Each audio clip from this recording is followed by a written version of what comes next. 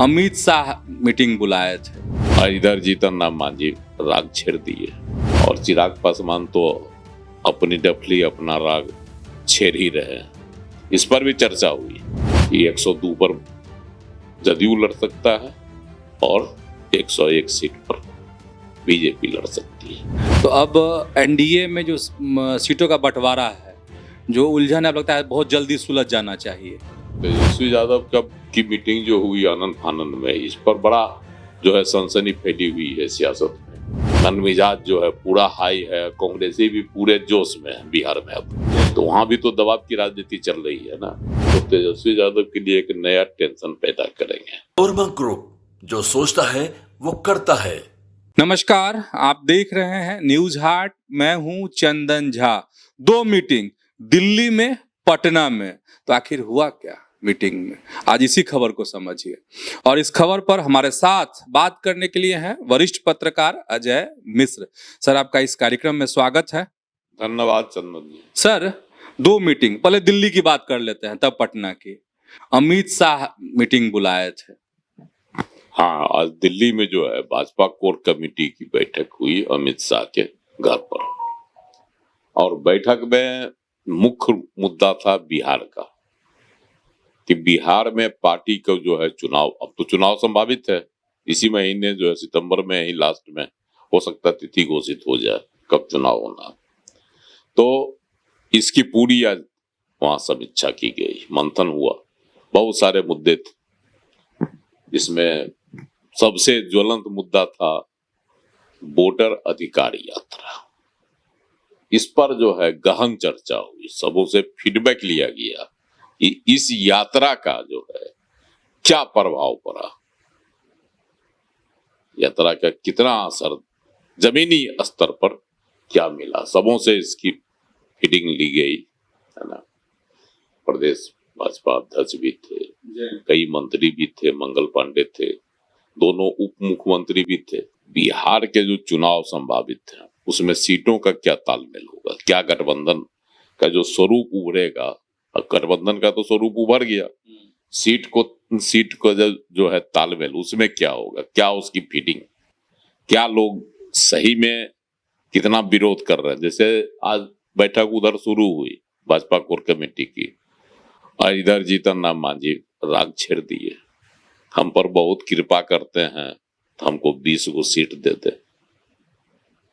तो इसी तरह का उपेंद्र कुशवाहा एकदम मौन साध लिए, कुछ नहीं बोले एकदम। तो ये है कि सीट पर, और चिराग पासवान तो अपनी डफली अपना राग छेड़ ही रहे हैं।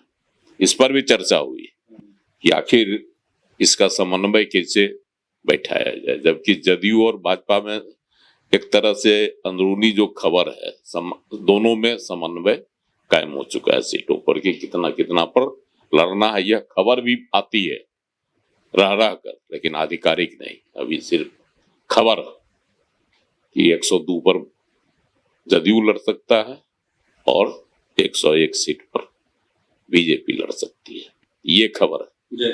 और इसकी ज्यादा संभावना भी है। आज भी जो मीटिंग हुई उसमें 101-2 पर लड़ने की जो बात है वह तो है ही, और 140 सीटों पर वहां समीक्षा की गई, जहां संभावित है कि भाजपा की स्थिति मजबूत है। 243 सीट है ना विधानसभा में, तो 140 सीट को लिया गया कि यहाँ पर भाजपा की स्थिति मजबूत। तो अब उनमें से देखा जाएगा कहां पर क्या स्थिति बनती है। उसके बाद 102 या 101 सीट का जो स्क्रूटनी किया जाएगा। सीटों की अदला बदली पर भी विचार होगा। संभावित सीट में हो सकता है कि जदयू का कोटे का सीट हो, है ना। तो इन तमाम मुद्दों पर आज गहन चर्चा हुई है, और ये बात और उभर कर आई है कि अगर लोजपा बिदकती है, चिराग पासवान नहीं मानते हैं, जिद पर अड़े रहते हैं, तो उनको 5 सीट का ऑफर और दिया जाए। फिलहाल 20 सीट देने की बातें आ रही, और 5 सीट का इजाफा उनको किया जा सकता है। अब किसकी कटौती होगी या भाजपा अपने कोटे से देगी, यह तो देखने वाली बात होगी। लेकिन चिराग पासवान को शांत रखने के लिए और एनडीए के साथ जुड़े रखने के लिए भाजपा जो है विचार कर सकती है, भाजपा मुलायम रुख अपना सकती है। यह भी बैठक का लबुल हुआ पूरा। सर इस पर भी बात, जो वोटर अधिकार यात्रा बिहार में निकली राहुल गांधी तेजस्वी यादव वाली, उस पर भी मतलब एक मंथन। हाँ, उस पर तो मंथन हुआ है कि जो यात्रा निकली है उसमें सीमांचल है ना, यात्रा का जो है सीमांचल है, मिथिलांचल है, जहां भाजपा की स्थिति अच्छी थी। तिरहुत का इलाका है, तिरहुत प्रमंडल का।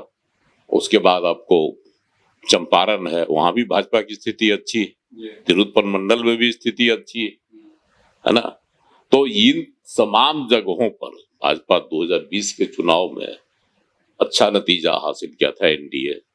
तो उस पर जो वोटर अधिकार यात्रा हुई है और जो उसमें भीड़ का लबुल हुआ था, उसका क्या जमीनी सच्चाई, उसका क्या जमीनी प्रभाव पड़ सकता है, इसका भी जो है उसमें फीडबैक अमित शाह लिए।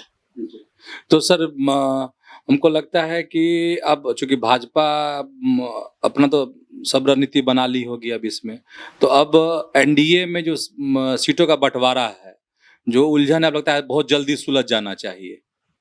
हाँ, अब उसमें जैसे है ना, जो उलझन है, जो एक तो तस्वीर उभर कर आ रही है, इतना इसको, इतना इसको, इतना इसको, ठीक। अभी तक जो तस्वीर उभर रही है उसमें है कि 20 सीट लोजपा आर को, मतलब चिराग की पार्टी को, और 10 सीट हमको, और 10 सीट उपेंद्र कुशवाहा की पार्टी आरएलएम को देने की बातें उभर कर आ रही है। अब मुकेश सहनी पर कोई चर्चा ही नहीं है।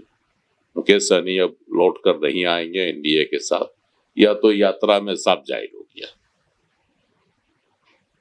लेकिन अभी भी जो है, आज जो मीटिंग हुई, तेजस्वी यादव अचानक जो बैठक बुला लिए आरजेडी के अपने विधायकों की, है ना, तो उसमें भी मुख्य मुद्दा सीटों का बंटवारा ही था। तो मुकेश सहनी को अगर वहां मन मुताबिक सीट नहीं मिल पाती है, जैसे पिछली बार भाग गए थे कि पीठ में छुरा घोंपने का काम किए तेजस्वी यादव, इसीलिए मंच पर से ही भाग गए थे। अब भाग के एनडीए के साथ चले आए। मुकेश सहनी अभी भी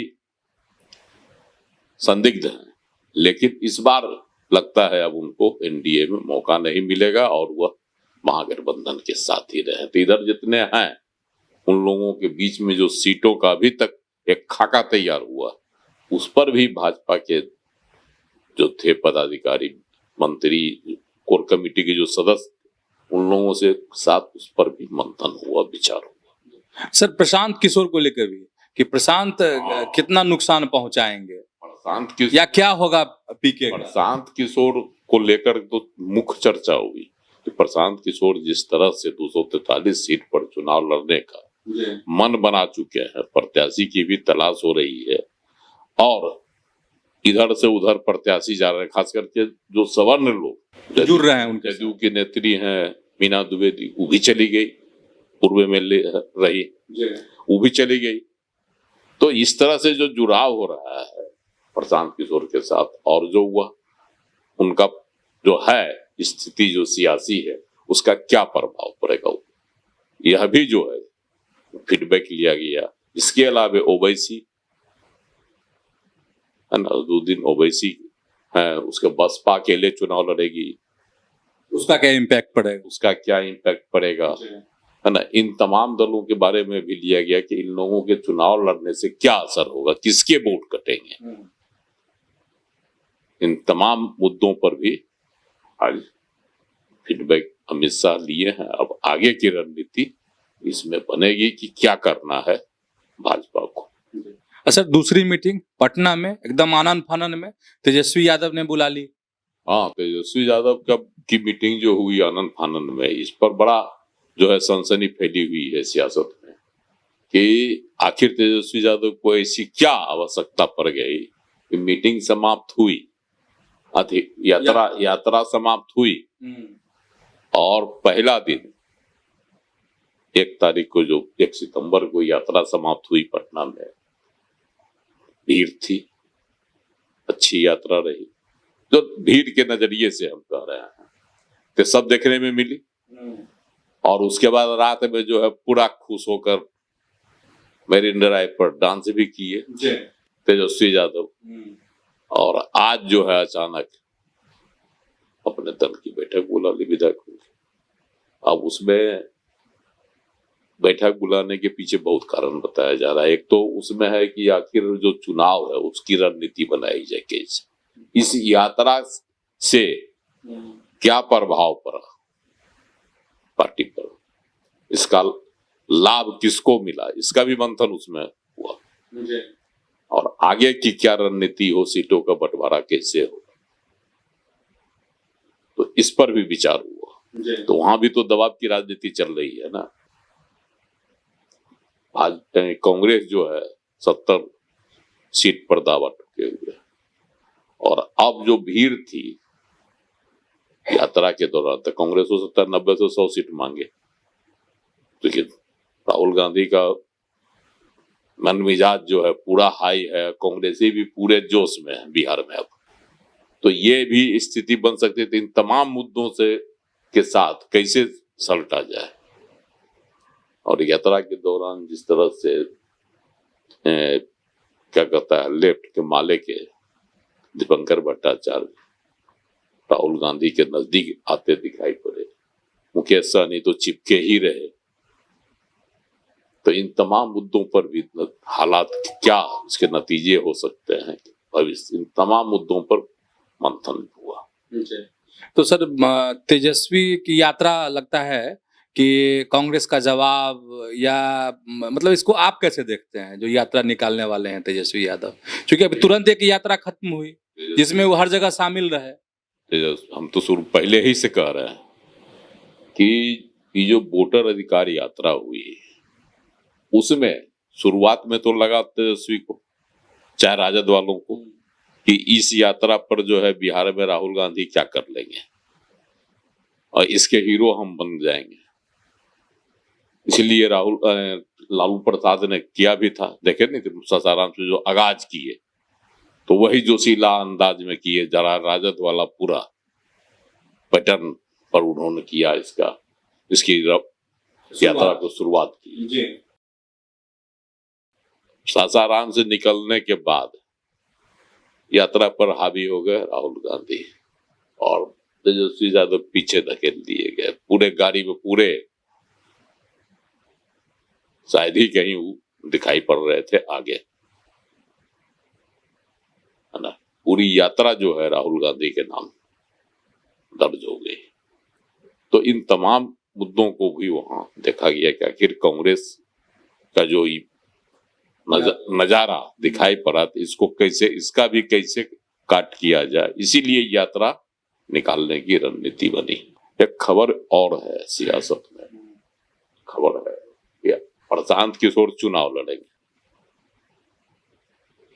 उपचुनाव में तो उनका चारों का चारों हार गया हुआ था विधानसभा के सीट पर, और इस बार खुद लड़ेंगे। कहते हैं कि नीतीश कुमार लड़ते तो उन्हीं के क्षेत्र में लड़ते हैं, और सीट में बोले कि हमारा तो जो जन्म स्थान है करगहर सासाराम का, वहां से लड़ेंगे, और नहीं तो राघोपुर से लड़ेंगे। दोनों सीट से लड़ना चाहिए, ये भी बोले। तो अगर राघोपुर से लड़ते हैं, पहले भी राघोपुर पर लेकर उन्होंने ऐलान किया, तो तेजस्वी यादव के लिए एक नया टेंशन पैदा करेंगे। और प्रशांत किशोर के लिए भी भारी टेंशन होगा कि राघोपुर से उनकी जीत होती है या जमानत जब्त हो जाती है। क्योंकि राघोपुर से प्रशांत किशोर के लिए जीतना, इसका वह दावा करेंगे या करते हैं, तो वह उतना ही मुश्किल है, टेढ़ी खीर। अगर राघोपुर से प्रशांत किशोर जीत जाते हैं तो इसका मतलब है कि पूरे बिहार में उनकी जीत हो, वोटों का जो समीकरण। इसलिए कहीं यहाँ उनका बरबोलापन तो नहीं है। तो समझ गए होंगे दिल्ली वाली मीटिंग में क्या हुआ और पटना में क्या हुआ। तो ऐसे ही जुड़े रहिए न्यूज हाट के साथ, खबरों से अपडेट रहिए। धन्यवाद, नमस्कार।